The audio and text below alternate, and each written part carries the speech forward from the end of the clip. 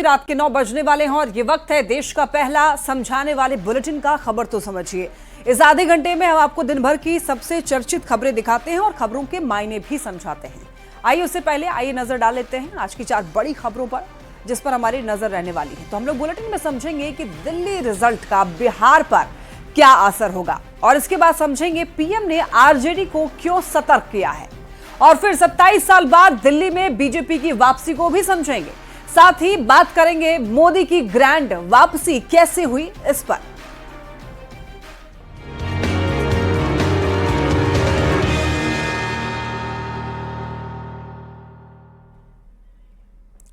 सत्ताईस साल के लंबे इंतजार के बाद दिल्ली की सत्ता में भारतीय जनता पार्टी की बम्पर जीत के साथ वापसी हुई है। बिहार में भी इस साल विधानसभा का चुनाव होने वाला है और दिल्ली में बीजेपी की महाजीत ने यह तय कर दिया है कि पूर्वांचली वोटरों ने किसे अपना समर्थन दिया है। तो ऐसे में बिहार चुनाव में दिल्ली के परिणाम का क्या असर पड़ेगा, इस रिपोर्ट के जरिए समझिए।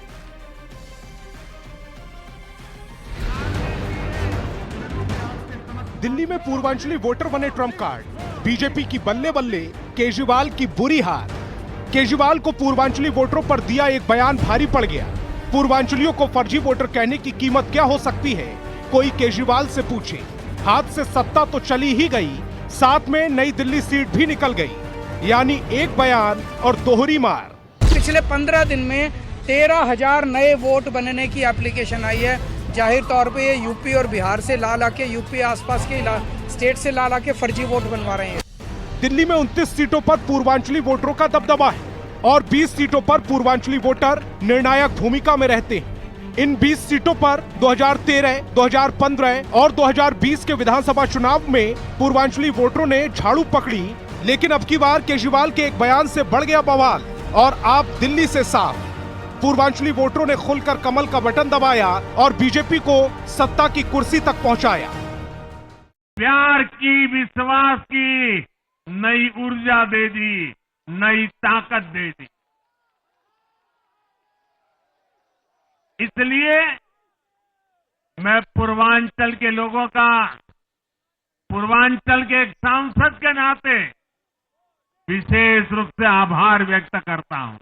इसलिए वहां डबल इंजन की सरकार जनता चाहती थी और मैं दिल्ली की महान जनता को धन्यवाद भी देता हूं कि आदरणीय मोदी जी के नेतृत्व में दिल्ली में सरकार बनाने का रास्ता दिखाने का काम किया।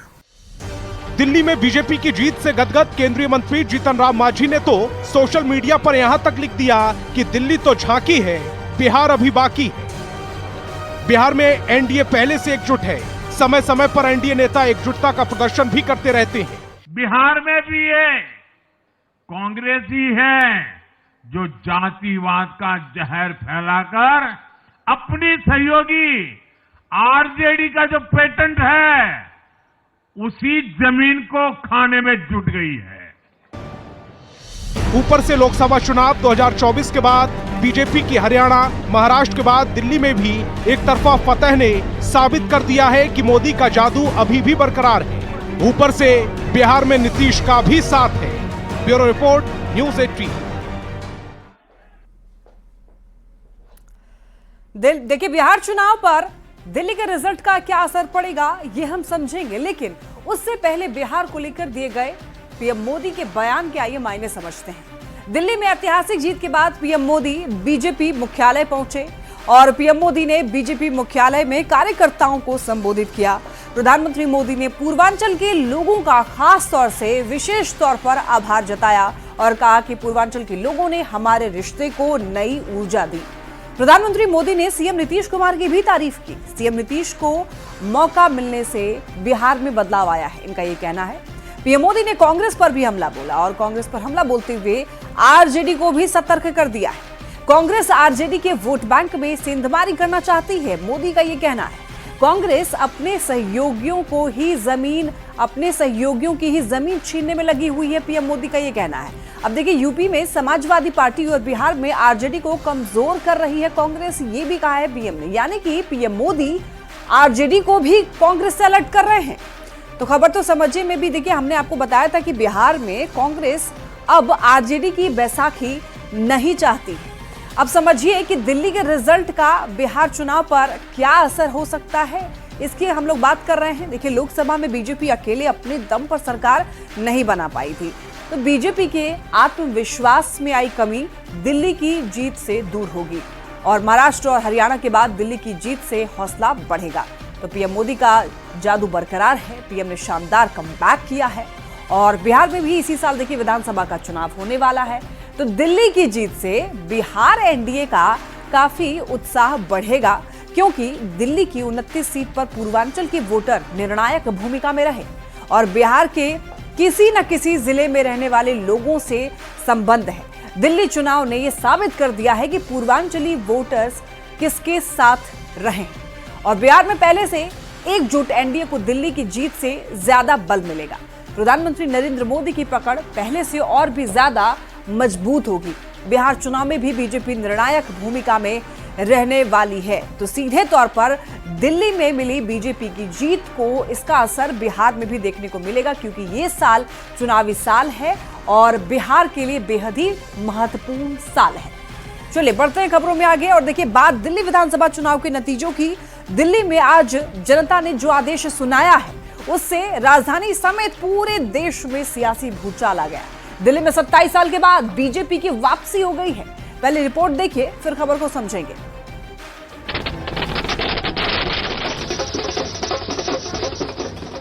ये तस्वीर जश्न की है, ये तस्वीर है जीत की और एक नए जोश की। 27 साल बाद दिल्ली में बीजेपी की शानदार वापसी हो गई। राम जी का वनवास तो 14 साल चला था, पर बीजेपी 27 साल बाद सियासी वनवास काटने के बाद सत्ता में वापस लौटी है। अब आज तो बहुत ज्यादा बोलने की आवश्यकता नहीं है। ये जरूर दिख रहा है कि दिल्ली की जनता ने मोदी जी की गारंटी को स्वीकार किया है। बीजेपी के लिए ये जीत जितनी बड़ी है, आम आदमी पार्टी को मिली हार उतनी ही हैरान करने वाली है। जो पार्टी लगातार 3 बार चुनाव जीती, उसे जनता ने ऐसी हार का मुंह दिखाया कि अब आपके भीतर हाहाकार मच गया है। जंगपुरा के लोगों ने, जंगपुरा विधानसभा के लोगों ने भी बहुत प्यार मोहब्बत सम्मान दिया, लेकिन 600 वोट से लगभग 600 वोट से उसमें हम पीछे रह गए। तो मैं जो कैंडिडेट जीते हैं उनको बधाई देता हूं और उम्मीद करता हूं कि जंगपुरा की समस्याओं को वो हल करेंगे, जंगपुरा के लोगों की जितनी भी चीजें हैं उनको हल करेंगे। दिल्ली में मिली इस जीत से बिहार में भी एनडीए के नेताओं में एक नया जोश भर गया है, क्योंकि बिहार में भी इसी साल चुनाव होने वाला है और इस जीत का असर बिहार में भी पड़ेगा। Bureau report, news 18। अब चलिए खबर को समझा जाए। दिल्ली देश की राजधानी है और इसीलिए दिल्ली के चुनाव हमेशा पूरे देश के लिए अहम होते हैं और यहां पर जिसकी भी सरकार होती है पूरे देश में उसका कद बड़ा होता है, उसे इग्नोर नहीं किया जा सकता है। और बीजेपी के लिए ये जीत बहुत बड़ी है। पहली बार दिल्ली और केंद्र दोनों जगह बीजेपी की सरकार है और 27 साल तक सत्ता से दूर रखने के बाद जनता खुली बाहों से बीजेपी का स्वागत किया है जनता ने। तो बीजेपी की इस जीत में पूर्वांचल के लोगों की बहुत बड़ी भूमिका है। दिल्ली के करीब 29 सीट पर पूर्वांचली वोटरों के प्रभाव है। वहीं पूर्वांचल के लोग जिन पे बयान देकर के केजरीवाल जो हैं वो घिर गए थे, उन्हीं पूर्वांचली ने पूरा गेम पलट दिया। अब देखिए दिल्ली में मिली इस जीत का असर बिहार में पड़ेगा। बिहार में इसी साल विधानसभा चुनाव होने वाला है। एनडीए के नेताओं का जोश बिल्कुल हाई है। एक नया कॉन्फिडेंस एनडीए के नेताओं को अब मिल गया है दिल्ली में जीत के बाद। और आम आदमी पार्टी की हार की वजहों को समझते हैं। देखिए भ्रष्टाचार के आरोप, और खासतौर पर आपको बताते चलें कि जो भ्रष्टाचार के जो आरोप लगे हैं वो एक कारगर, एक तरीके से कह लें कि असर इसका पड़ा है। भ्रष्टाचार के जो आरोप लगे और अरविंद केजरीवाल, मनीष सिसोदिया, सत्येंद्र जैन पर भ्रष्टाचार के आरोप लगाए गए थे इधर बीजेपी की तरफ से, और कई ऐसे विपक्षी दलों ने आप पर लगे भ्रष्टाचार के आरोपों को खूब भुनाया। आम आदमी पार्टी की हार की वजह को आपको समझा रहे हैं, क्या कुछ आरोप जो हैं वो लगाए गए थे। तो न केवल ये आरोप बल्कि कई ऐसे मुद्दे थे जो कि बीजेपी की तरफ से भुनाया गया और अरविंद केजरीवाल को यानी कि आम आदमी पार्टी को सत्ता से हटाने के लिए बिल्कुल कारगर साबित हुआ। उसका रिजल्ट आज आप देख भी सकते हैं आज क्या हुआ है। बीजेपी ने बहुमत हासिल किया, बीजेपी ने शानदार प्रदर्शन किया और आम आदमी पार्टी को इस बार जनता ने नहीं स्वीकारा। केजरीवाल की गिरफ्तारी और बाद में इस्तीफे के कारण पार्टी नेतृत्व में अस्थिरता आ गई। जाहिर तौर पर केजरीवाल काफी अस्थिर हो गए, उनकी पार्टी में ही अस्थिरता आ गई पूरी तरीके से। और देखिए, आपके भीतर आंतरिक विवाद और प्रमुख नेताओं के इस्तीफे भी बड़ी वजह बने। कैलाश गहलोत और राजकुमार आनंद का पार्टी छोड़ना संगठन की कमजोरी को भी उजागर करता है। और वहीं आपको बताते चलें कि ये कुछ अहम मुद्दे थे जिसकी वजह से केजरीवाल को हार का सामना करना पड़ा। कांग्रेस सीटों के हिसाब से देखिए, दिल्ली में एक भी सीट हासिल नहीं कर पाई। ये कांग्रेस ने भी वोट काटने का काम किया है आम आदमी पार्टी के। पूरी दिल्ली में आम आदमी पार्टी के वोट बैंक में सेंध लगाई गई और इसी वजह से कहा गया है कि कांग्रेस ने आम आदमी पार्टी के वोट काट लिए। आपने हरियाणा विधानसभा चुनाव में कांग्रेस का वोट काटा था और उसका उलट यहां पर दिल्ली विधानसभा चुनाव में देखने को मिला। तो आम आदमी पार्टी की हार की वजहों को हम लोग समझ रहे हैं, उसके जरिए आप ये समझ सकते हैं कि कांग्रेस ने क्या यहां पर रोल निभाया है। तो कांग्रेस ने यहां पर वोट कटिंग का रोल निभाया है। कई जगहों पर जहां पर आम आदमी पार्टी जीत सकती थी, वहां पर इसी वजह से नहीं जीत पाई।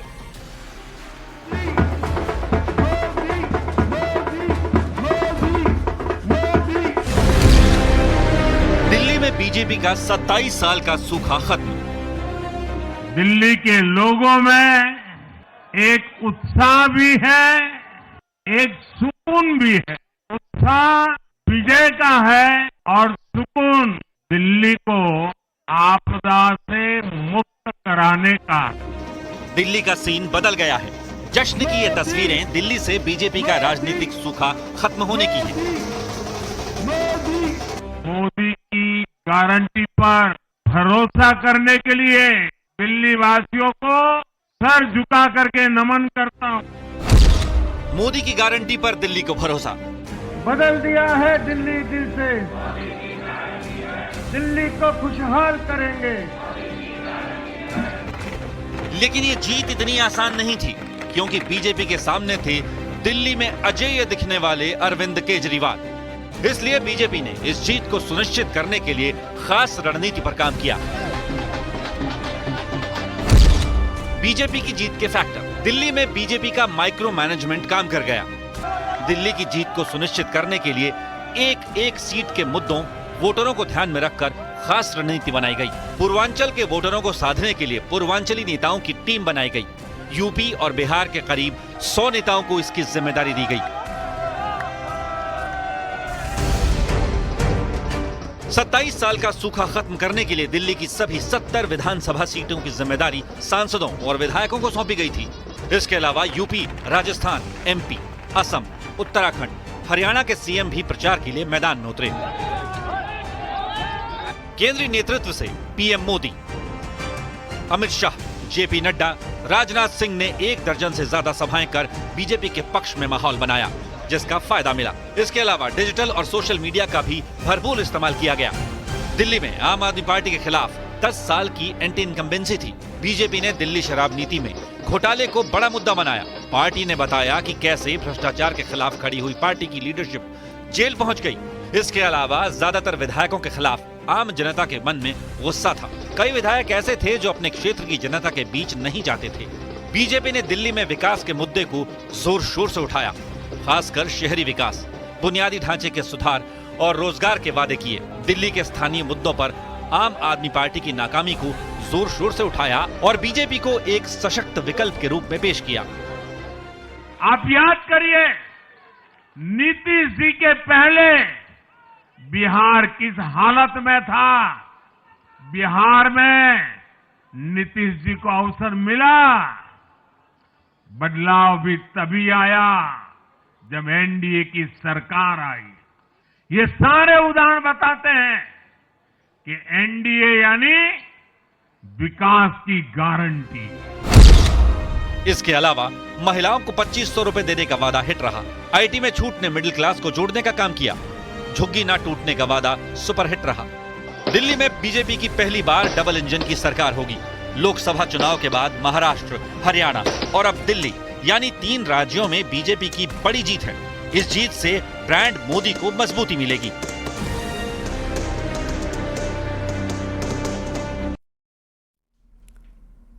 और इसी के साथ इस बुलेटिन में इतना ही। तमाम खबरों के लिए आप देखते रहिए